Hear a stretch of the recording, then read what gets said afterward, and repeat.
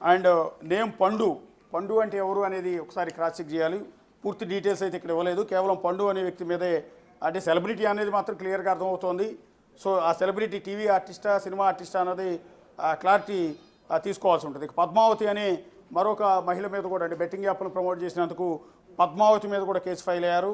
Imran Khan and ఈయన కూడా social media influencer, అతని మీద కూడా కేసు నమోదైంది. విష్ణుప్రియ ఇందాక మనం మాట్లాడింది విష్ణుప్రియ పంజాగుట్ట పిఎస్కి విచారణకు అటెండ్ అయ్యారు. ఆవిడ మీద మళ్ళీ మియాపూర్ పోలీస్ స్టేషన్లో కూడా కేసు ఫైల్ అయింది. విష్ణుప్రియతో పాటు ఉండే వర్షిణి అనే ఇంకొక social media influencer, TV artist, so ఆమె మీద కూడా కేసు ఫైల్ అయింది. అండ్ నెక్స్ట్ హర్షసాయి, ఇక్కడ మియాపూర్ పోలీస్ స్టేషన్లో హర్షసాయి మీద కూడా కేసు ఫైల్ అయింది. ఆల్రెడీ పంజాగుట్ట పోలీసులు హర్షసాయి మీద ఇప్పటికే ఆ కేసు ఫైల్ చేశారు, నోటీసులు కూడా ఇచ్చారు. ఇక బయ్యా సన్నీ యాదవ్, ఇతను ఆల్రెడీ అరెస్ట్ చేసినట్టున్నారు నల్గొండ పోలీసులు. సో ఇదంతా కూడా చూడాలి. శ్యామల వైఎస్ఆర్ కాంగ్రెస్ పార్టీ అధికార ప్రతినిధి, టీవీ సీరియల్ ఆర్టిస్టు, ఇన్ఫ్లుయెన్సర్ కూడా. సో ఆమె శ్యామల అత్యంత వివాదాస్పదం అవుతోంది. ప్రస్తుతం వైఎస్ఆర్ కాంగ్రెస్ పార్టీ అధికార ప్రతినిధిగా కొనసాగుతూ ఉన్నారు. నిన్న ఆవిడతో మాట్లాడే ప్రయత్నం చేశాం కానీ ఆమె ఇంట్రెస్ట్ చూపించలేదు. సో ఈవిడ మీద పంజాగుట్ట పోలీస్ స్టేషన్లోను, మియాపూర్ పోలీస్ స్టేషన్లో 2 చోట్ల కూడా కేసు ఫైల్ అయింది వర్షిణి మీద. ఇంకా టేస్టీ తేజ, ఇతను కూడా బిగ్ బాస్కి వెళ్ళి వచ్చాడు. సోషల్ మీడియాలో యూట్యూబ్లో వంటల మీద ప్రోగ్రామ్స్ అవి కూడా చేస్తుంటాడు. హోటల్స్ అన్నింటిని కూడా ప్రమోట్ చేస్తూ ఉంటాడు. సో టేస్టీ తేజ మీద మియాపూర్ పోలీస్ స్టేషన్లో కేసు ఫైల్ అయింది. ఆల్రెడీ పంజాగుట్ట పిఎస్లో కేసు ఉంది. రితు చౌదరి, ఈమె కూడా సోషల్ మీడియా ఇన్ఫ్లుయెన్సర్. రీసెంట్గా ఆంధ్రప్రదేశ్లో జరిగిన 700 కోట్ల భూముల రిజిస్ట్రేషన్, అక్రమ రిజిస్ట్రేషన్ల కేసులో కూడా ఈవిడ ఆరోపణలు ఎదుర్కొన్నారు. ఆవిడ మాజీ భర్త మీద ఈ ఆరోపణలు అనేవి వచ్చాయి. సో ఇప్పుడు ఆ రీతు చౌదరి మీద కూడా మరోసారి బెట్టింగ్ యాప్ను ప్రమోట్ చేసినందుకు ఆవిడ మీద కేసు అనేది నమోదైంది. సో బండారు శేషయాని సుప్రీత, సో ఈ సుప్రీత కూడా social media influencer, Surekhavani కూతురైన Supritha, ఆవిడ మీద కూడా కేసు నమోదైంది బెట్టింగ్ యాప్లని ప్రమోట్ చేసినందుకు. తల్లి కూతురు ఇద్దరు కలిసి సోషల్ మీడియాలో నానా హంగామా చేస్తూ ఉంటారు, ఇన్స్టాగ్రామ్లో వీడియోలు పెడుతూ ఉంటారు. సో వీళ్ళిద్దరు తల్లి కూతురు అడావిడి చాలా ఎక్కువగా ఉంటుంది. సో అలాంటి సుప్రీత మీద కూడా ఇప్పుడు కేసు ఫైల్ అయినట్టుగా ఇప్పుడు మియాపూర్ పోలీస్ స్టేషన్లో కేసు నమోదైంది. సో రీసెంట్గానే ఆవిడ హోలీ రోజు ఒక వీడియో రిలీజ్ చేసింది.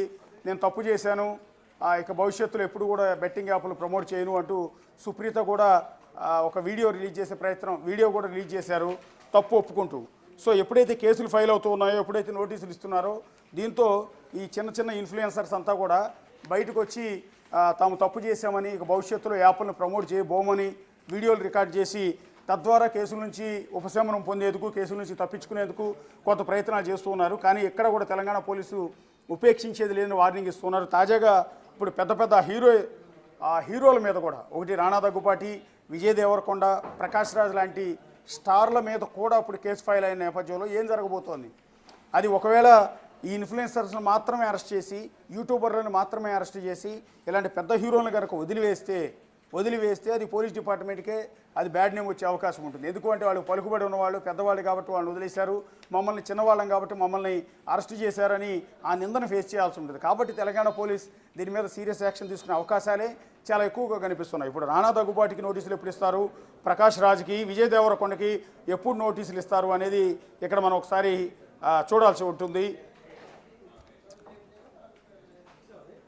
సో ఇక్కడ దీనికి సంబంధించి ఇప్పుడు పెట్టిన సెక్షన్లు కూడా 318/4 అంటే చీటింగ్ చేసినట్టు, అంటే తప్పుడు సంస్థలను ప్రమోట్ చేస్తూ బెట్టింగ్ యాప్లు లాంటి ప్రమాదకరమైన, జనాల జీవితాలతో చెలగాటమాడే, అప్పులు పాలు చేసే, జీవితాలను నాశనం చేసి, ఆత్మహత్యలు గుసుగొలిపే ఇలాంటి దరిద్రపు యాప్లను ప్రమోట్ చేసి జనాన్ని తప్పుదోవ పట్టించి వాళ్ళు మోసం చేశారనే కారణంతో 318/4 చీటింగ్ కేసు నమోదైంది. ఇక నెక్స్ట్ వీళ్ళ మీద ఫైల్ అయిన ఇంకో సెక్షన్ ఏంటంటే 112 అంటే ఆర్గనైజ్డ్ క్రైమ్, అంటే ఉద్దేశపూర్వకంగానే ఈ కుట్రకు పాల్పడి ఈ రకమైన జనాన్ని చీట్ చేస్తూ, నమ్మించి మోసం చేశారు అనేది ఇది ఒక ఆర్గనైజ్డ్ క్రైమ్ కింద ఉంటుంది. అట్లాగే 49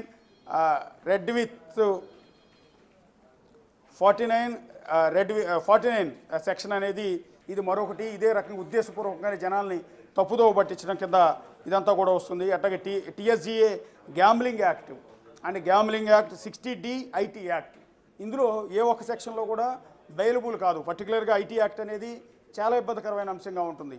ఇక గ్యాంబ్లింగ్ యాక్ట్ కింద అరెస్ట్ అయినా కూడా 3 నెలల వరకు బెయిల్ వచ్చే అవకాశం ఉండకపోవచ్చు. అట్లాగే 49 కావచ్చు, 1112 కావచ్చు, 318 కావచ్చు, అన్ని సెక్షన్లు కూడా బలమైనవి, నాన్ బెయిలబుల్ సెక్షన్లే.